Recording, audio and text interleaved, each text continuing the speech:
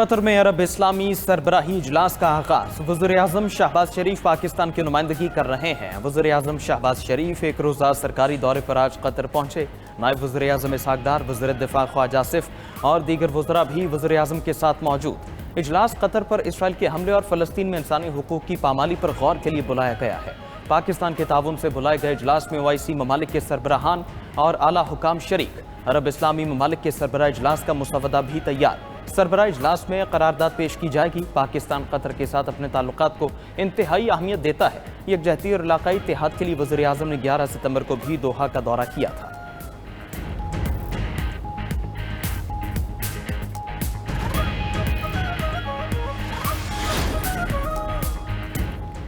پاکستان کا عرب اسلامی task force بنانے کا مطالبہ۔ دوحہ میں وزرائے خارجہ اجلاس سے خطاب میں وزیر خارجہ اسحاق ڈار نے کہا کہ ٹاسک فورس اسرائیلی عزائم کی نگرانی کرے، اسرائیل کی اقوام متحدہ کی رکنیت معطل کرائی جائے۔ اسرائیل کا احتساب عالمی نظام کی ساکھ کا امتحان ہے۔ سلامتی کونسل غزہ میں ٹاسک فورس لگائے، عرب اور اسلامی ممالک متحد ہو کر مقابلہ کریں۔ عرب میڈیا کو انٹرویو میں نائب وزیر اعظم اسحاق ڈار نے کہا کہ اسرائیل کے خلاف بات سے روڈ میپ نہ دیا تو یہ افسوسناک ہوگا۔ دنیا کے 2 ارب لوگوں کی نظریں عرب اسلامی سربراہی اجلاس پر ہیں۔ 2 ارب لوگ یہ جاننے کے منتظر ہیں کہ اس سمٹ سے کیا نکلتا ہے۔ ایک سوال کا جواب دیتے ہوئے اسحاق ڈار بولے کہ اسرائیل کی بھرپور حمایت سے بھارت نے حملہ کیا، پھر جو ہوا دنیا نے اپنی آنکھوں سے دیکھا۔ ان کے دعوے بے نقاب ہو گئے، اس لیے ہم تیار ہیں۔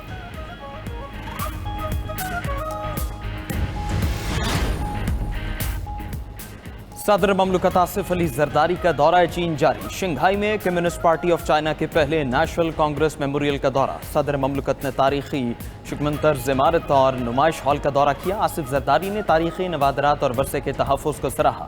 صدر مملکت نے کتاب میں تاثرات لکھے کہ پاکستان کی عوام کی جانب سے چین کے تاریخی سفر کا احترام۔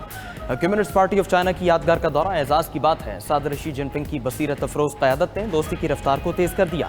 چینی صدر کے ویژن کی بدولت چین بڑی عالمی اقتصادی طاقت بن گیا۔ آئرن برادرز کے طور پر ہماری دوستی ہر شعبے میں ترقی کرتی رہے گی۔ پاک چین دوستی زندہ باد۔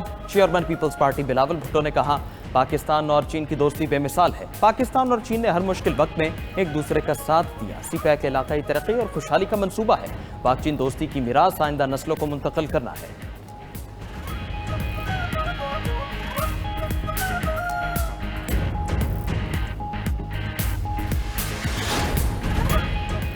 شرح سود 11% پر برقرار۔ اسٹیٹ بینک نے اگلے 2 ماہ کے لیے مانیٹری پالیسی کا اعلان کر دیا۔ اسٹیٹ بینک نے پالیسی ریٹ مسلسل تیسری بار برقرار رکھا ہے۔ گورنر اسٹیٹ بینک جمیل احمد کی زیر صدارت مانیٹری پالیسی کمیٹی کا دوسرا اجلاس ہوا، جس میں ملکی اور غیر ملکی معاشی صورتحال کا جائزہ لیا گیا۔ اقتصادی ماہرین کے مطابق سیلاب سے زرعی شعبے کو نقصان پہنچا، کئی فصلیں تباہ ہو گئی۔ ملکی طلب پوری کرنے کے لیے کچھ اجناس درآمد کرنا پڑ سکتی ہیں۔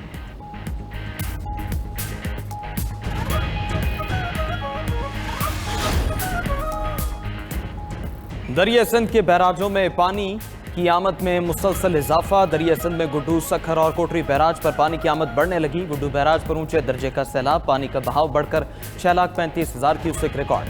سکھر بیراج پر پانی کی آمد 5,06,000 کیوسک ہو گئی۔ کوٹری بیراج پر بھی نچلے درجے کا سیلاب ہے۔ لاڑکانہ میں عاقل آگانی لوپ بند سے بڑا ریلا گزر رہا ہے۔ 20 سے زائد دیہات ڈوب گئے۔ سکھر میں کچے کے 30% سے زائد دیہات کا زمینی رابطہ منقطع۔ شکارپور میں متعدد دیہات اور کھیت ڈوب گئے۔ خوراک و ادویات کی شدید قلت، گھوٹکی کے کچے میں اونچے درجے کا سیلاب۔ 100 سے زائد چھوٹے بڑے دیہات زیر آب آ گئے۔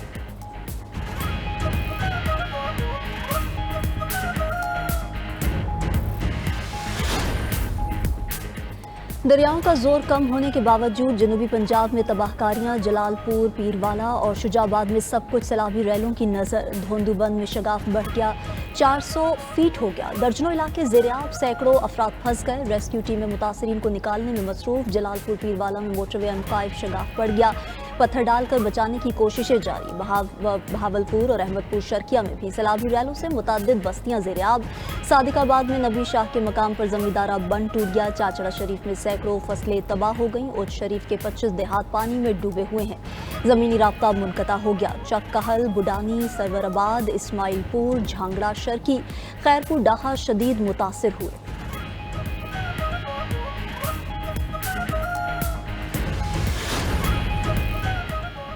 वज़ीर आला पंजाब मरियम नवाज का अलीपुर रिलीफ कैंप का दौरा। वज़ीर आला मरियम नवाज को अलीपुर में जारी रेस्क्यू और रिलीफ ऑपरेशन पर ब्रीफिंग दी गई। मरियम नवाज ने रिलीफ कैंप में खवातीन और बच्चों के साथ मिलकर खाना खाया। वज़ीर इत्तलात पंजाब अज़मा बुखारी कहती हैं सैलाब ज़दगान की बहाली बड़ा चैलेंज है। मरियम नवाज जल्द रिलीफ पैकेज का ऐलान करेंगी। पंजाब हुकूमत ने सबसे बड़ा रेस्क्यू ऑपरेशन किया है। सैलाब के नुकसान का तखमीना लगाया जा रहा है। दूसरी तरफ सीनियर वजीर पंजाब मरीम औरंगजेब का अलीपुर के इलाके में कंदाई पुल का दौरा। सैलाब मुतासरीन में राशन और दीगर इमदादी सामान तकसीम किया।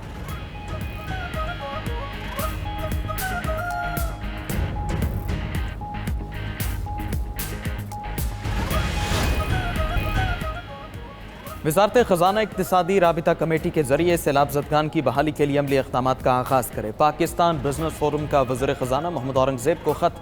ज़रई शोबे की बहाली पर जोर देने का भी मुतालबा। ख़त में कहा गया ज़रई शोबे को इस वक्त नागहानी सूरत हाल का सामना है। हुकूमत को सही मानों में इक़दामात उठाने होंगे। IMF को रिलीफ के लिए कायल करना होगा, वरना टैक्स महसूलात में कमी का सामना करना पड़ सकता है। सैलाब ज़दा इलाकों में बिजली बिल 3 माह के लिए मुआफ़ किए जाएँ। खाद पर 30% सब्सिडी दी जाए। 2 साल के लिए 18% सेल्स टैक्स को मौखर किया जाए।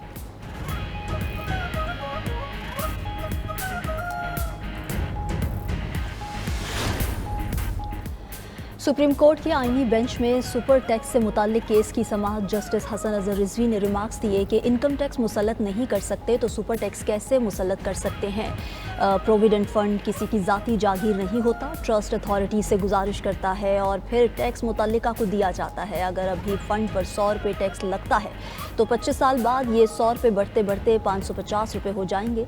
मतलब रिटायरमेंट के बाद जो फ़वाइद मिलते हैं वो नहीं मिलेंगे। आजकल हर टैक्स पेयर को एडवांस टैक्स के लिए नोटिस आ रहे हैं।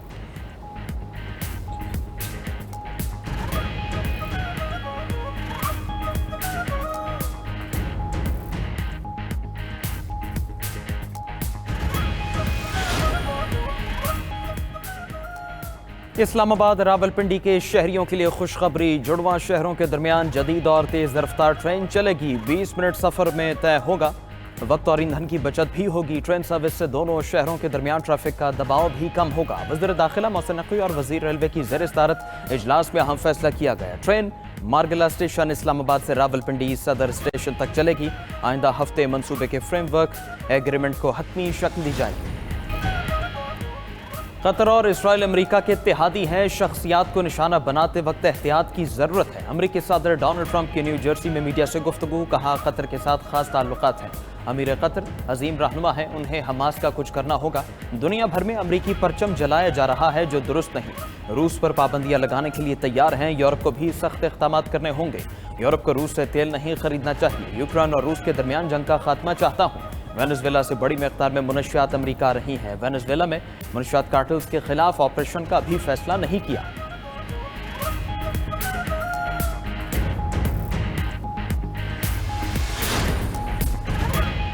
गजा पर कब्जा 6 माह में मुमकिन, हमास को शिकस्त देना मुश्किल है। इस्राइली फौजी सरबराह ने सेहोनी वज़ीर आज़म नेतन्याहू को बता दिया। ब्रीफिंग में कहा कि गजा शहर पर मुकम्मल कब्जे के बावजूद हमास को अस्करी और सियासी शिकस्त नहीं दी जा सकती। मुजव्वज़ा ज़मीनी कार्रवाई से भी फैसला कुन नताइज हासिल नहीं होंगे। हतमी कामयाबी के लिए गजा के दीगर इलाकों और मरकजी कैंपों तक कार्रवाई करना होगी। दूसरी जानब गजा पर इसराइली जारहियत न थमी। मजीद 53 फ़लस्तीनी शहीद। इसराइली फ़ौज की शेलिंग और फायरिंग से 40 फ़लस्तीनी शहीद, मुतादिद ज़ख्मी हो गए। इसराइल फ़ौज ने बस्ती और मगरबी इलाकों में भी फ़ज़ाई हमले शुरू कर दिए। अमरीकी सदर की वाशिंगटन डीसी में सख्त कार्रवाई की धमकी। डोनाल्ड ट्रंप कहते हैं मेट्रोपॉलिटन पुलिस ने गैर कानूनी रिहायशियों की मालूमात फराहम न की तो कौमी हंगामी हालत नाफिज करके शहर को विफाकी कंट्रोल में ले लेंगे। इक़दाम कानून की बालादस्ती और सरहदी तहफ़्फ़ुज़ के लिए ज़रूरी है। इससे पहले मेयर वाशिंगटन मोरियल बाउज़र ने कहा था कि पुलिस विफाकी इदारे के साथ ताउन नहीं करेगी।